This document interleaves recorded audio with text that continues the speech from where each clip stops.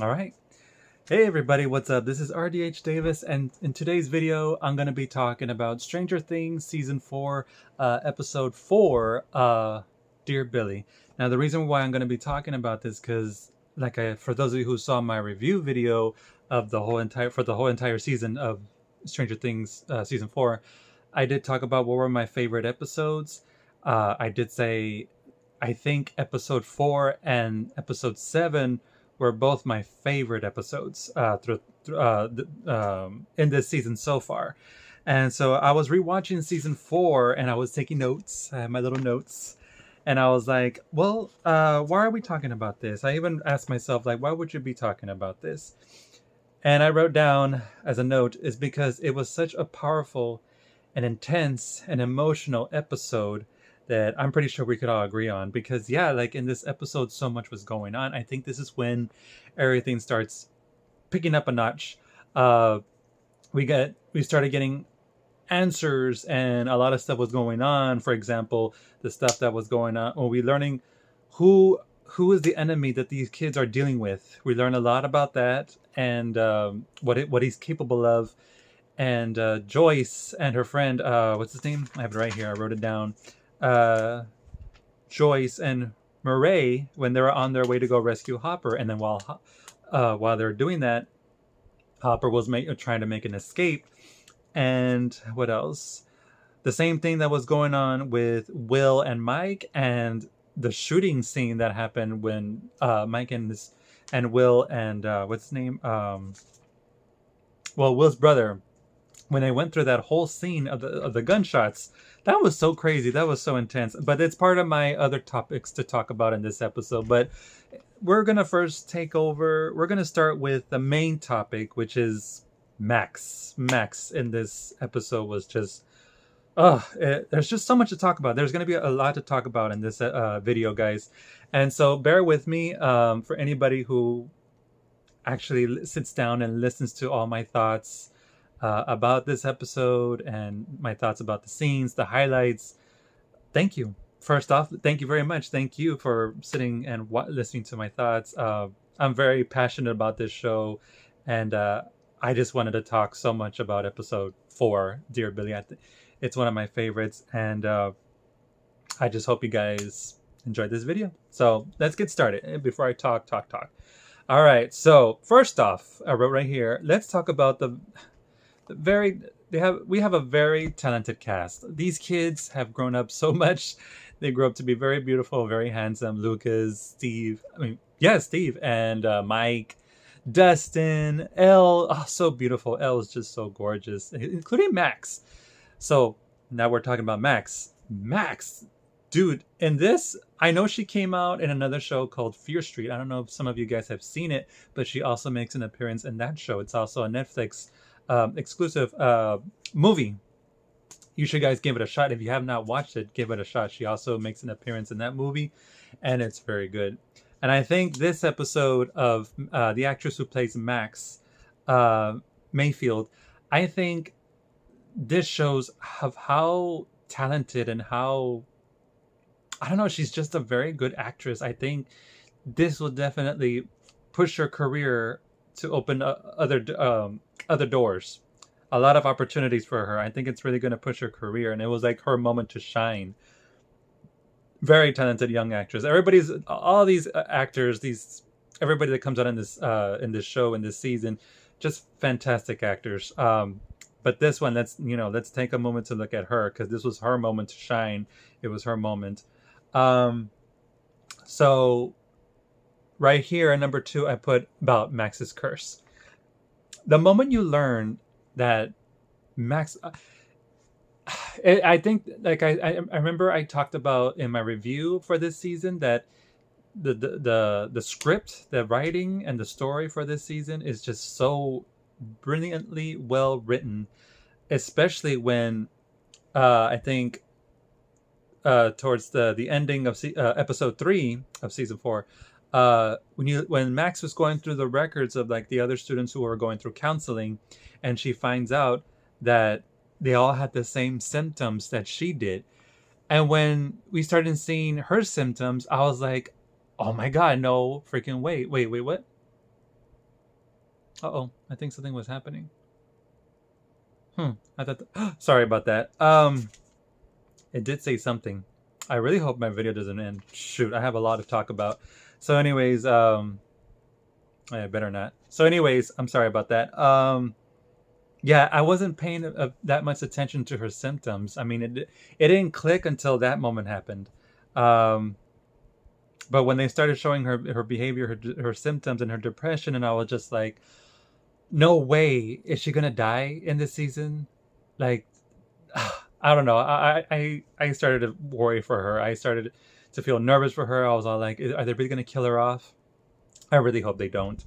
I thought that honestly she was just going through the nightmares, that she just can't get over the trauma that she experienced when she saw Billy get killed, which is understandable. I thought she was just going through all that stuff, and then she doesn't want to talk about it. She just wants to avoid everyone, and she wants to deal with her depression her own way, which I'm pretty sure a lot of us can relate to. I'm pretty sure when we go through some stuff, like there's some stuff we can tell our friends and families, but then sometimes we just rather deal with it ourselves. But it just makes things difficult, in my opinion. Um, I know, because I've gone through it too, where I rather try to deal with it myself. But honestly, I don't know. I think that's just the depression and the sadness that just gets to us, that really tries to isolate us from talking about it with our friends and families. Because when you do, sometimes a friend or a family member can relate to what you're going through, and then sometimes they help you see something that your depression and your anger and sadness just can't help you get see through. I hope what you get what I mean. But it does help talking about it with some counselors and friends and everything. So just another thing I should mention, I think this episode is a very good example of what depression can do to you. I think it's a very big um, awareness that if you ever are going through something very difficult, you should definitely seek counseling, because you never know. Like I said, sometimes you could hear something that can open your eyes to something else that will lead you to a quicker recovery, but not a quick recovery. Sometimes we do need time to heal, but talking about it does help instead of keeping it all bottled in, because it just, we all know, it just makes things worse. And that's what Max was doing. I think she was just mostly just avoiding talking about it with her friends. She wanted to deal with it herself. And then when she started having those nosebleeds, these symptoms, she just avoided it. She didn't think that much of it until when she read the documents, the records of the other patients that were seeing the same counselor she was. That's when she's like, oh shit, I'm fucked. I'm screwed. I'm screwed here. Um, but yeah. Oh yeah, you see, I wrote it right here too. I was going to talk about the scene with her counselor mentions keeping things bottled up just makes things worse. Max does try to be tough and avoid the trauma she experienced. Well, yeah, I mean, we could all relate to that to her. But yeah, little by little, we're getting close to the part where towards the end of this episode that was just so intense and emotional that I'm pretty sure it left not only just me tearing up, but I'm sure a lot of you guys too. Um, but yeah, I didn't expect for her to be cursed as well, and we all knew that shit, things were probably not going to go well for Max. And so when Max was, oh yeah, and then we get to the part where Max is writing her letters to her friends. But I find it so interesting when I was rewatching this episode, as I was taking notes, that this curse makes it sound like if it was some kind of disease or a cancer, knowing that you only have a time limit. Every time you see a clock, and then what's his name? What's his name? Vecna's curse. He's definitely like a disease or something, or like a cancer, because he keeps showing those clocks, and how sometimes certain diseases and some cancers you only have a short amount of time. Sometimes, I mean, it just really depends on it works differently on a lot of people. And it's just, I don't know, that Vecna in this episode, to me he's just like not only just a demon or the devil that like looks deep within your fears or your traumas and brings out the worst, and just tries to mess with your mind, and also tries to isolate you from being with your friends. That's basically like the depression and the disease that's just trying to isolate you so you could be vulnerable and be alone. And that's basically what he is, which makes him a very good villain, a very good damn villain that we all hope that shoot L kicks his ass, but um, yeah, like I don't know. I saw it like if he was some kind of disease, and that you only have a short amount of time before you live, and her writing her letters to her friends. I'm pretty sure we all do. I'm pretty sure I know a few people have gone through that. That sometimes when they know they only have a short amount of time, or I don't know. Sometimes you just write things down in a letter, things that you cannot say to your friends or family or your loved ones, and you'd rather just write it down and you give it to them. But I don't know. I kind of went through something like that too, where it's like, that's why now these days, if I have something I need to say, and a lot of my friends know it and my families too, I'm going to say it to them because I'd rather not keep it bottled up. I'd rather not keep something that I should have said a long time ago hidden, and I'd rather just say it now because you never know. You never know what could happen now these days. Anything could happen. I think um, that's something I know a lot of us do, but this is my recommendation for anybody that relates to that. My recommendation is just try your best. I mean, you could stay and do that, but try to work a little bit of like getting out of that comfort zone where you feel shy or nervous, or you're scared of what people are going to say to you. You're scared of what people might say if you say something like the truth of how you feel. You shouldn't, because like they say, it's cliche, but the truth shall set you free, and it does. It truly does. You might get hurt or whatever, but hey, at least you set your say, and it takes a lot of courage. It does take a lot of courage for you to speak up your mind and say how you really feel, especially to your loved ones, because like I said, sometimes you just never know when one day could be your last day, and it's always important just to let your mom, your little sister. Oh my God, I hope I don't get emotional. But just important to let even your best friend know that, hey, just want to say thank you for always being there. Don't cry, Davis. Thank you for always being there, or thank you, mom, for always taking me to school, or doing your best to, or thank you, dad, thank you, whoever out there. You just let them know how you feel, and you might cry too, but hey, it's part of being human, and you have a heart, don't you? That's part of being alive too. You gotta speak up these things. So yeah, just little recommendation from RDH Davis. Okay, anyways, back to the thing. Where were you, Davis? On my notes here. Everyone feels cursed. Oh yeah, and then I wrote this down too on the side. Vecna's curse. It's funny how everyone does feel like if they're cursed. Remember when, well, let's just say not only Max feels like if she's cursed, like, through the stuff that she's been going through, but Hopper tends to also mention in this season that he feels cursed, that everyone he feels like he comes close to, he feels like he dooms them. It's, what happened with his daughter and his wife, and then what happened with Joyce when she called to her for help, and she came to rescue him, and he got her into this mess too, and he feels like he's cursed. Also, Steve not being able to find the right girlfriend or the right person to be with. Elle, for just never having a break, man. I mean, poor Elle, she was just getting bullied ever since she was little at Hawkins lab. The way Papa used to treat her whenever she would refuse to kill a cat, I think, when they were doing experiments on her. I mean, maybe the town is cursed. Maybe everybody's cursed. But you kind of relate, don't you? I'm pretty sure a lot of us can relate to where, like, there are days when we're just having a bad day, or just something just occasionally or constantly keeps happening, some bad luck, and then we say to ourselves, I feel like I'm cursed. I'm sure we all can relate to that, but yeah, I just found that very interesting, that Vecna's curse is kind of like, what if he did curse the town? What if he is the reason why the town is cursed? Because everybody there is just, I don't know, just going through heck. So that was just my side note. And then the next I have, Max didn't deserve to die. Oh yeah, so when you find out that Max is cursed by Vecna's curse, I was like, she can't die, man. I was so worried for her. I will never forget how I felt. I was just so nervous for her. And then when I was in the beginning of episode 4, Billy's Dear Billy, I was just so nervous for her because everything that she was going through, her writing the letters, and then her her letter that she wrote to Billy is just so lovely, and I remember I cried.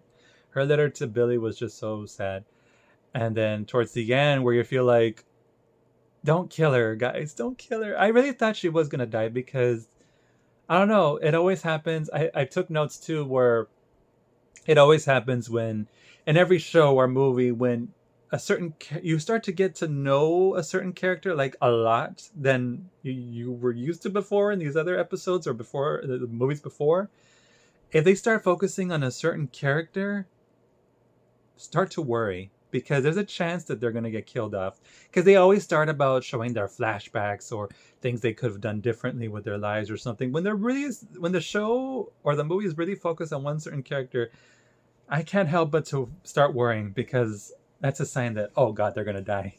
And when they were really focusing a lot on Max, I was like, they're probably going to kill her off, man. And don't, because I wrote she didn't deserve to die because she's gone through so much. I don't know what her and her mom went through before she met Billy's dad, but I think ever since then I'm pretty sure she experienced the loss of her father. But when she met, Billy's dad, and then Billy was just treating her like shit just because they're not blood related. Billy just hated her, but then I don't know if he still kind of like still cared for her, kind of in a sick, twisted way. In season 2. But yeah, I'm pretty sure she went through a rough time with Billy, him treating her like crap. We all saw it, the way he would treat her in season 2, like he's just a psychopath. The way he would just threaten her, like, you better not be hanging out with that guy, Lucas, and everything, or he's gonna, he's gonna kill him. And the way he was in season 3 too, I don't know. But then she stood up and she's like, hey, you're gonna respect me and my friends in season 2. I love that part, by the way. And leave my friends alone. But then after that, she experienced the loss of Billy in season 3. She just goes through a lot. And then her mom, and now her mom broke up with Billy's dad, and now they're living in a trailer park. I was like, don't kill off a girl like that. Like, she's gone through so much. I think, it happens. Sometimes it happens when they have to kill off a certain character that goes with the story. But at the same time, I'm sure a lot of us were like, don't kill her off. She's a wonderful kid. Like, the actress brings her to life, and she does a tremendous job of making us love her, especially the writers who created this character. But the actress who brought her to life, we love her. We love them all very much. We love them all. We love Elle, Mike, Will, everybody. Dustin, Nancy, and then Steve. Everybody, the cast in this show is just terrific. The characters, we love them all very much. And I don't know, guys, I do feel like in time, one of them is going to have to die. A few of our lovable characters might have to die. But let's just hope that if the time comes when we do have to let them go and they will have to die, it's an honorable death. Not just some crappy death where you're like, no, they deserve a better death. You know what I mean? I hope you guys get what I mean. Sometimes, because sometimes some of these main characters, when they kill them off, they have like a sucky death where you're just like, oh, that's not right. Like, at least give them a noble, heroic death or something. But yeah, we'll see what happens in part 2 of Stranger Things season 4. Let me see. Max's letter to Billy was very sad. And it's always, yeah, and then I wrote right here, always with these kinds of letters that make things super sad. Because, yeah, like I said, it's always letters like those kinds of letters where you write down everything how you feel, everything. I mean, I've done it too, where you just pour your emotions out in writing things that you can never tell anybody. Or you feel like you can't tell anybody. It's all just written there. And it's something that, like I said, we need to try to just slowly work our way out of that and just be open about it, or do what I do. I remember one time I was like, if you can't get out of that, don't worry. And I'm pretty sure it's kind of difficult. Everybody's different, but write your letter down, write it down and then give it to that person, or make a video of how you feel while you're still alive and give it to them right there. Not until after you're, God forbid, if you die or something, give it to them while you're still alive. That way they listen and they hear it and they open their eyes and they might accept you or open you. At least they know, and then you both can have something. You could have more. You never know, guys. That's the thing about life. You never know what could happen if you take that step up, to have that courage to step up and open up. I hope you guys get what I mean, and I hope it encourages you. Because I've been there. And I used to be quiet about these things, but now I'm just like an open book, kind of. I only tell the people that I care about, the people that matter to me, the people who are close to me, which are my friends, my best friends, and my families, how they feel. Anybody else that I barely know, they don't have to know everything. No, that's why you got to get to know me better, or know anybody else better, and then you get to know a lot more than what you see. Let me see. Billy's appearance. Oh, okay. So after Max reads her letter to Billy, in his grave, then of course Billy has to make an appearance. Perfect. I was hoping that he would make an appearance, and when he doesn't, he starts talking. Of course, that little tear that comes out, that famous tear that's very popular ever since season 3, I think. Every time he kept talking, or the mind flare used him to talk, you would always see that little tear. He does a good job. I want to ask him myself, like the actor, if I ever meet him, like, can I ask you something? Were those real tears? Like, how does that work? Like, because you do a good job of making this eye tear up. And then this one's like, it's watery, but you do a good job of making that come out perfectly when the camera's on you. That's like, that's some skill. You're a very talented actor, but that's some extra skill that you could do there with your tears. But then when Vecna was using Billy as a hallucination or whatever in Max's mind, the stuff that he would tell her, that he's like, but I'm sure a part of you liked, or you felt such relief that I was dead, and I'm like, that's something like what the devil would say, like a demon that just digs deep into your thoughts that we're not supposed to think about. But we're all human, we have them there. It's there. I'm sure we all think about it. You can't say, oh, I never think I'm pure light, I'm pure good. Please, some dark thoughts does go on. It happens to everybody. But the devil, or this demon, or anything that's villainous with that kind of power, can really dig in deep into those minds and bring all that out. And when he was saying all that stuff to her, like, a part of you did feel relief that I was gone. I'm pretty sure she did, but at the same time, it was more sadness because, we all seen it, how bad he treated Max. But then again, I maybe not, because that's a different topic. Because I was going to say, when they were really trying to get to Billy in season 3, when they locked him up in the steam room, and he's like, it wasn't me, I didn't do it. And she's like, it's okay, Billy, it's okay. What did you do? It's not your fault, I think, she knew, like, it's not his fault. He's really an innocent guy. He really was. He was just... It's characters that are very interesting like that, because there's a lot of characters like him that exist in the real world where we think this person, like, is a complete psycho, or he's just very messed up and acts really tough and everything, but really it's at home that really caused the beginning of everything, of why he turned out like that. It always has to do with something that goes on most of the time. Other stuff, it's for different reasons of why these people act like the way they do.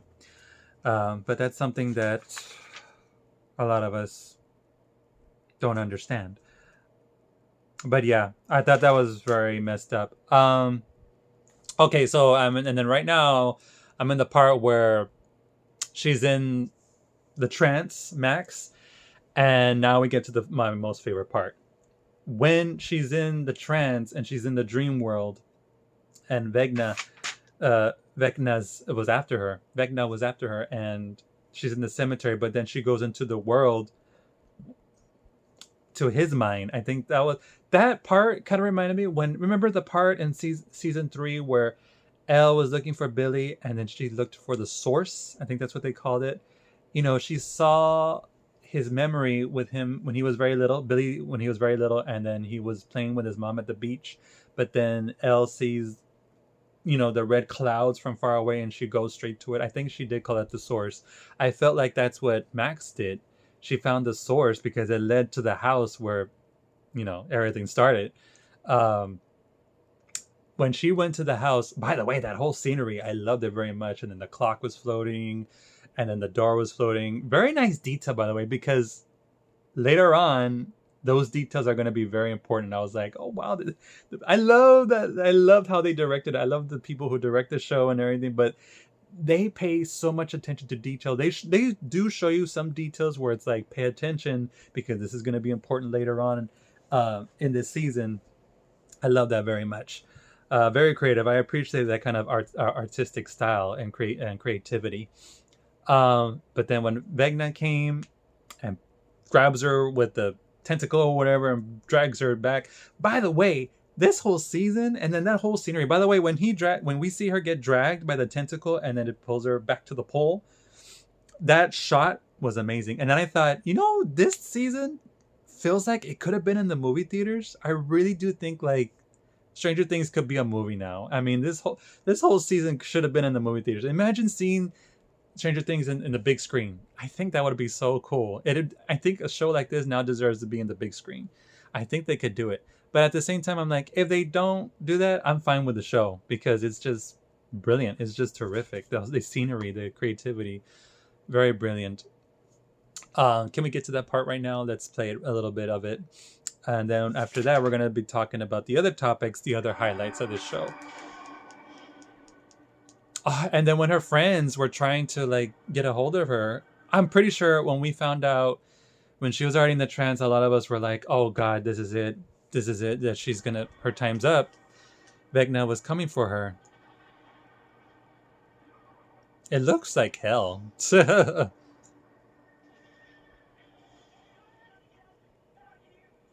And then when Dustin was able to communicate with Robin and Nancy, that they're like, oh, it's such perfect timing. Thank God they found the possible solution that play music, play her favorite song or something.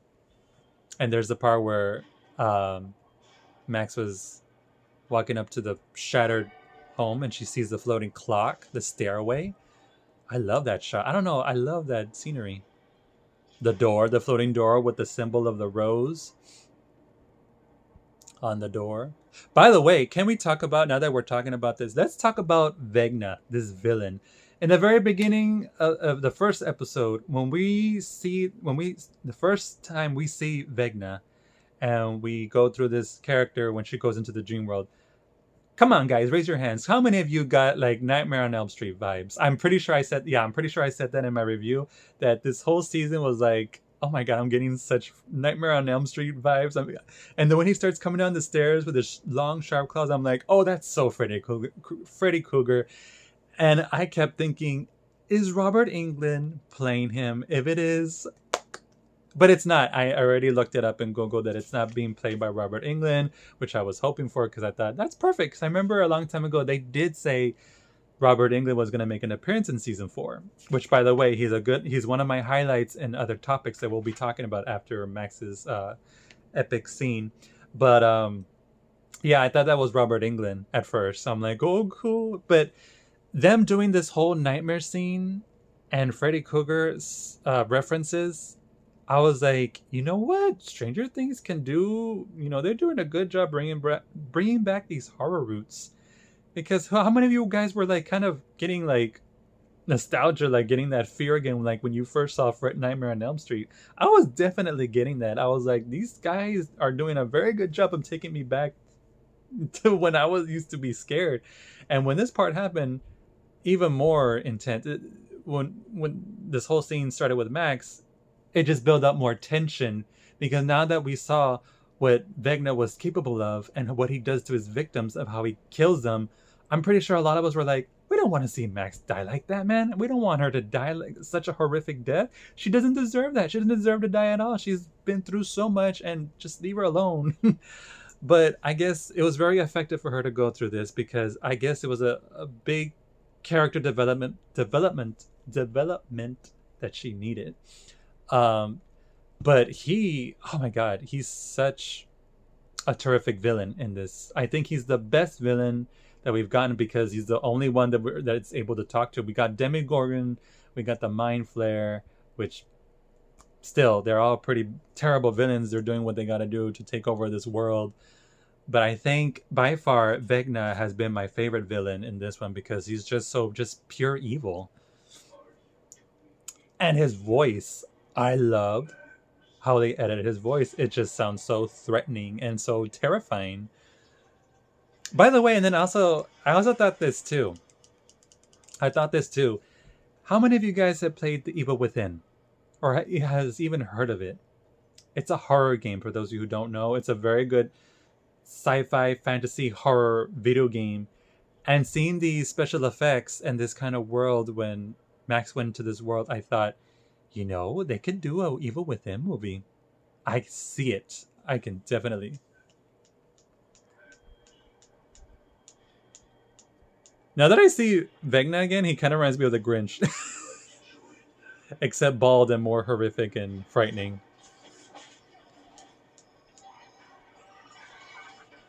Can I pause that really quick? Okay, so let me show you guys really quick. I'm gonna get up and show you. Ow, my leg. Whew. It's probably gonna look backwards. So sorry. You might see a lot of Funko Pops. This part right here. That part is my favorite scene. I love that part. Very good shot.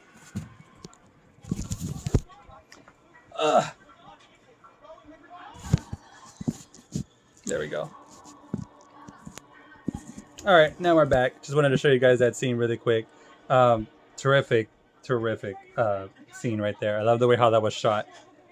And then when he smiles at her when she's on the pole and she's getting tied up by the tentacles, the way he smiled it definitely gave me Freddy Krueger smile vibes. I thought it has to be Freddy Krueger, but it's not.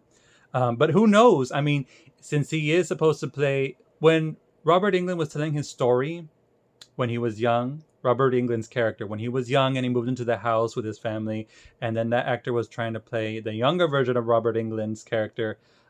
He did look a little convincing, a young version. I thought it would make sense if his son, hint hint, grew up, you know, he's supposed to look like his father, and if he were to grow up, I'm pretty sure he will look like the way Robert Englund does right now. You know what I mean? No, not really, but sort of, kind of. You know what I mean? It will make sense. Oh, and then, by the way, when they started playing Max's favorite song, Running Up the Hill, Make a Deal with God by Sarah Bush, is that her name? I hope that. So sorry.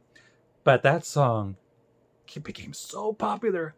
I even read the articles. It became #1 on iTunes. It's become the #1 music a lot of people are playing, and it's so funny. I wonder what the artist who sang this song thought. She was probably like, "Oh my, people are paying attention to my music again," you know. But it's like that. I think that's such a wonderful feeling. If I was that artist, I would be like, "That's cool that a lot of people who watch this show have now paying attention to my music. They all like my music now." And it's such a beautiful song, by the way. If you guys watch the actual music video, for those of you who haven't, watch the actual music video. It's pretty nice, very nice dancing performance.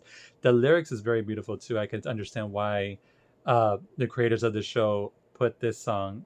It's so, like, it fits so well with this episode, with this whole season. Actually, it just goes so well. I'm pretty sure that one of the creators of this show used to listen to that song, and they thought, "What do we put this song?" There's a reason you hide from them. He's so ugly, but very nice makeup.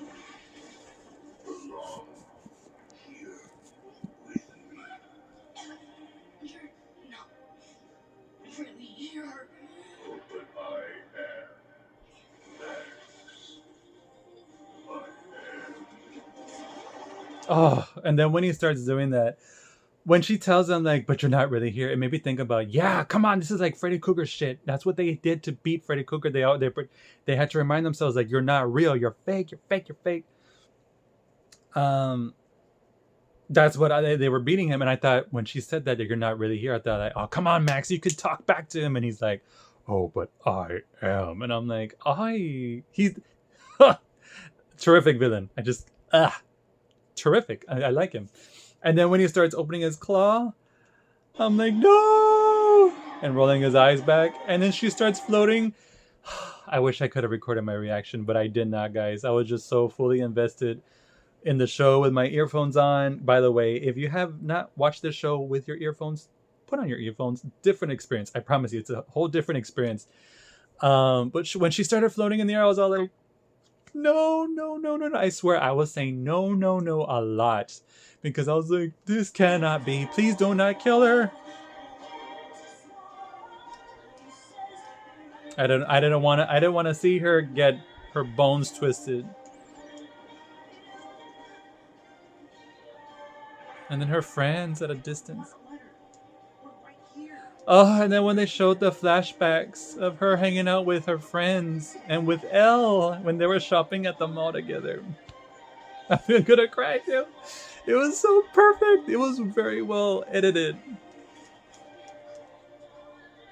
I thought that was so perfect because get a hold of yourself, Davis. Because I think that was the push. The music and then remembering her friends was the push for her to like live, like fight to live, Max. Come on, you could beat this son of a bitch. Because it's true. It was so beautiful seeing her smile with her friends. And Lucas, when they were little, and it's just so adorable. And by the way, that orchestra that was playing in the background with this music, that was, added. I think it really like pushes it. It makes things more intense. And when she grabbed that son of a bitch's tentacle, whatever, on the neck and pulled it off, you go, girl. And yeah, I remember this part when she pulled his tentacle and she got freed and she fell to the ground and he reacted and pushed away. When she was on the ground and she saw the portal, I'm like, run, Max, run! I really was yelling at the TV. And I was like, but I was like, run, Max, go. Go to your friends. But I was like, I don't think, but I remember she has a long way to go to get to that portal, to get back to her friends. I don't think he's going to let her get away that easily. He really wanted, to absorb her and kill her. And when he starts throwing all that shit, floating objects right at her, the fences, trying to stop her, I was all like, oh, come on, girl, keep going. The orchestra, the running, the shots, everything in this scene was just so well done. That was like the most emotional and intense moment. And just seeing her, the actress, seeing her run with that fear in her eye and then just wanting to get to her. I'm like, go to your friends. You gotta get to your friends. They want you to live. They're calling out to you. And then when it cuts off to pitch black, I was like, please. I remember I was like, please, God, please. And then she comes back to her friends. Oh.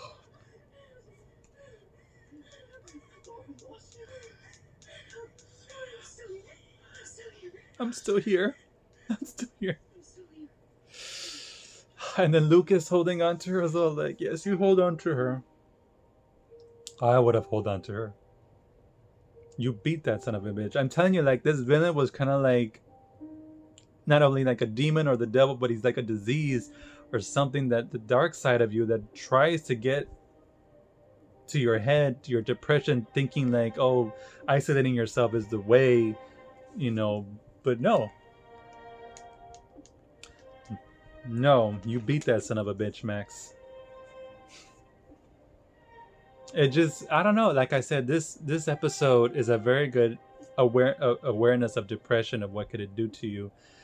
And I know that sometimes when we break through that depression, that sadness and anger, we see the light, and then you get something like this, that you have the will to live, the strength to fight. And then I couldn't skip the end credits music. I had to listen to it. Very good job. Very good music. Very well edited. Very, very just well done for this episode. That is why it's one of my favorites. But these are the other reasons why it's my favorite. The other topics is like, is Will gay? I'm pretty sure he is because there were many signs as I'm rewatching uh, Stranger Things from season one again. There were a couple of hints, especially when Joyce, Will's mom, talked about how his dad used to call him, queer and the F word, and then how his brother would try to get him to things that he might like because he's like, don't hang out with our dad because when has he ever wanted to do something that you want to do? And he's like, yeah, because he just wants me to join baseball and I like it because I get to spend time with him. He's like, no, it shouldn't be that way. It should be like what you want to do. And he wants to do it with you because he wants to do the things you want to do. Like, no, it should. So, little things like that. And then other hints, I'm sure, from season 2 and 3. And then this one is like a big eye opener that he might have a thing for Mike. But then I thought this, what if it's a twist? What if the show and the creators are making us think that, and this whole time he has a thing for Elle? Because I've seen interviews and other stuff where fans and other people think that in real life, the actress who plays 11 and the actor who plays Will have a thing going on. I don't know if that's true or not, but that's gossip and everything from what I've seen. But you never know. What if that was a funny twist? Imagine we're all thinking, oh, he's gay, and then it's like, no, I like 11. It's like, oh, what you gonna do, Mike? You gotta fight for your girl now. But yeah, very well job well done. But somehow Will, I even thought, would he really try to jeopardize Mike's and Elle's relationship? Maybe, but at the same time, I think he knows because there were many times when Will would notice Mike was feeling kind of sad because of what Elle was going through and what happened to her. He feels sad too, and he cares for Mike. He's his best friend and everything, but I'm pretty sure he has more than just best friend feelings for him. I'm pretty sure there's more to it than that.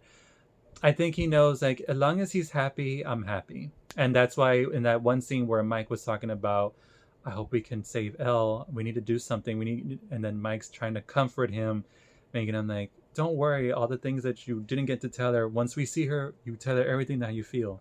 And I thought, I can understand that. I think he still supports their relationship and everything. Even though he cares for him, he loves him. Let's just say that. He knows that.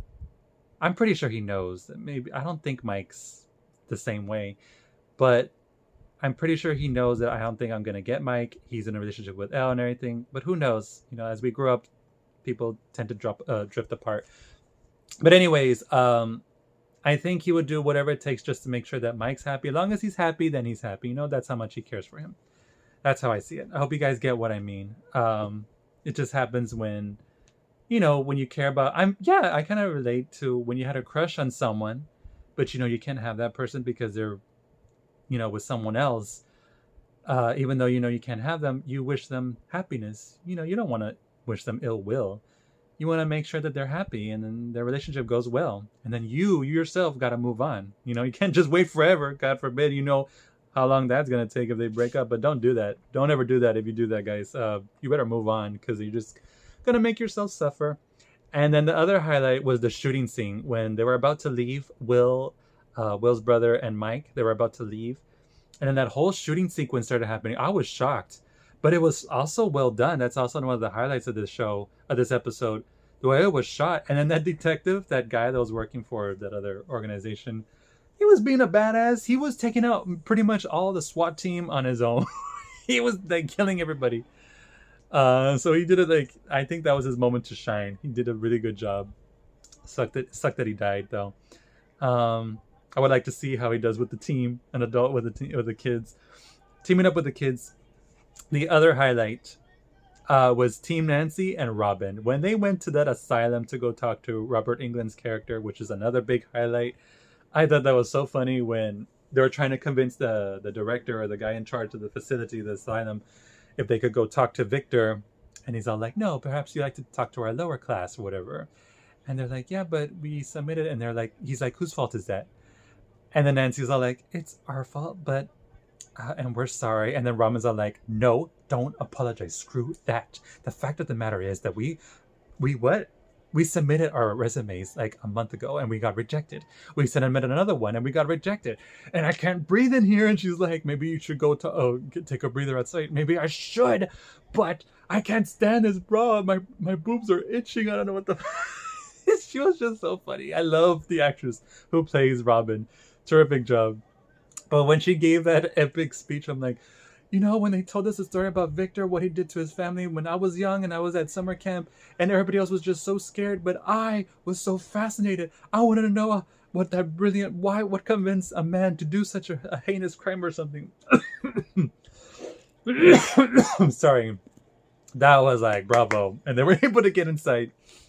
And then when they do go inside to talk to Victor alone, Nancy and Robin, and they open the door, and there's like the prison cells. I was like, oh my god, such a big Silence of the Lambs reference. Yeah, it was a big Silence of the Lambs reference. I was waiting for a hello, Claire? No, Clarice. Hello, Clarice.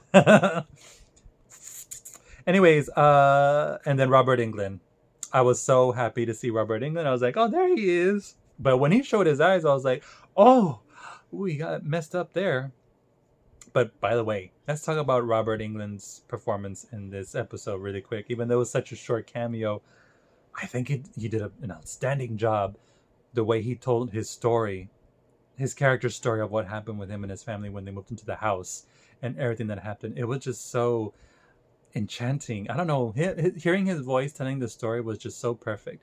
And then before he was gonna tell the story, and then he was like, you know, facing the other way, and then he was scratching his nails on the table. I was all like, oh, such a Freddy Krueger reference right there. That's Freddy Krueger. I thought that was a nice touch. But his performance, I mean, I think he did a really good job, and it just shows like how very good of an actor he still is. I don't think he's ever gonna. A lot of actors don't lose their touch, but it was cool to see. I don't know if he's ever come out on another movie or show. Has he? If anybody could tell me, that'd be great. But if this was his if this is like his performance that he hasn't done in years, he did a good job. He still got it. It was nice to hear a little bit moments when he would talk a little bit louder or deeper. You would hear that Freddy Krueger voice he would do. Very, very good. And then the other highlight was Joyce and Murray and Yuri and Hopper. It sucks that they got betrayed. I think that's what made things intense, because Hopper was able to escape. But I didn't think they were going to let him escape that easily. I did feel like they were going to hunt him down no matter what. I didn't think he was going to be safe in that church for too long. But then when they got betrayed by Yuri, I was like, oh, damn. I'm pretty sure a lot of us were rooting for Hopper to escape. But then when he got betrayed, and then Joyce and Murray got drugged up by the coffee, I was just like, oh man, everything's going down. And they were going to get into deep shit. But it was very good. But back to Robert Englund's story. Now that I rewatched this episode and listened to rewatch that scene and re-listen to his story, there were clues. There were clues to like that points out who the main villain is. And a lot of you guys would know. There were a lot of clues there. For example, like they weren't showing that much what was happening with the son. They did show him in the beginning when they moved into the house, but that's it. They were like, he would just talk about how, like the nightmares would happen to our dear daughter, but nothing about the son. The son was mostly left out in the story. Only to the part where when he said, the demon took my children, and then it left my kid in a coma, and it just killed him a few days later. I'm just like, the signs were there, but we were so oblivious. I was so oblivious. I'm pretty sure a lot of us were oblivious to it until episode 7 when they revealed the truth. I'm just like, that was him. Now it makes total sense. Job well done. Very well done. Very creative writing. Very, very beautiful and terrific show. And episode 4 and 7 were both my favorites. Terrific job to the writers. I look forward to seeing part 2. I just hope they continue to do a terrific job they've done in this season so far. I hope part 2 just gives us an epic conclusion.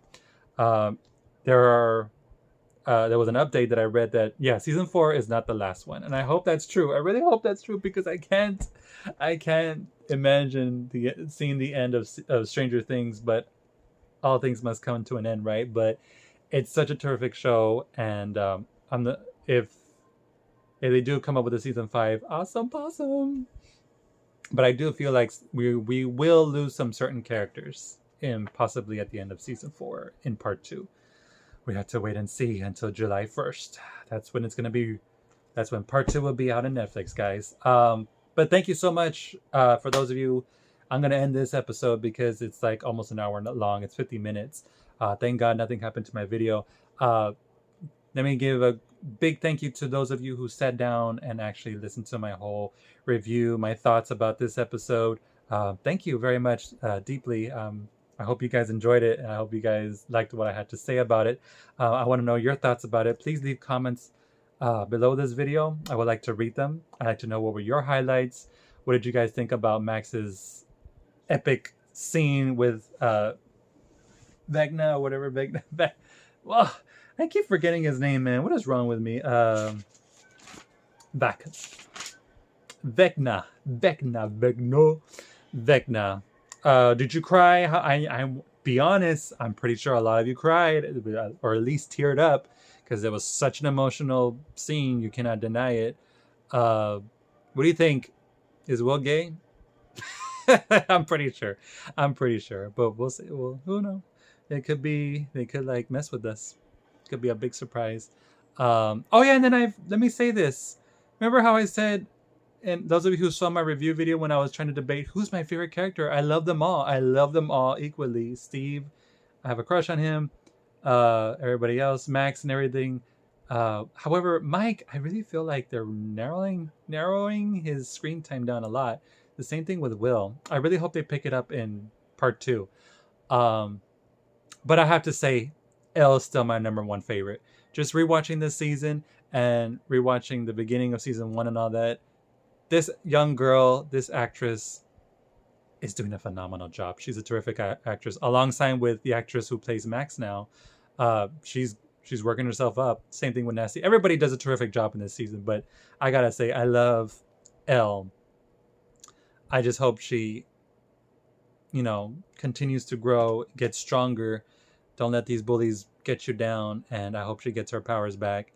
And I hope she has I hope she kicks Vecna's ass because he's hurt a lot of innocent children, and I don't want him to hurt any more of our favorite characters.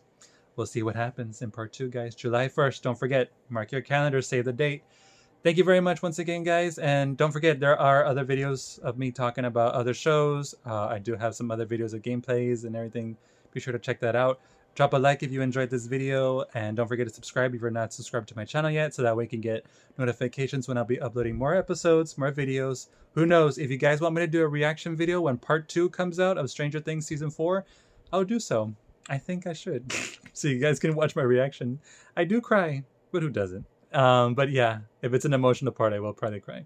But yeah, y'all take care. Have a beautiful day. Stay safe out there. I hope some of my recommendations, my advice of what I gave you about opening up about how you feel encourages you or to do something differently. But yeah, take care, everybody, and have a good night if you're about to go to sleep. Have a good night's sleep. Rest well, and I'll see you all next time. Laters.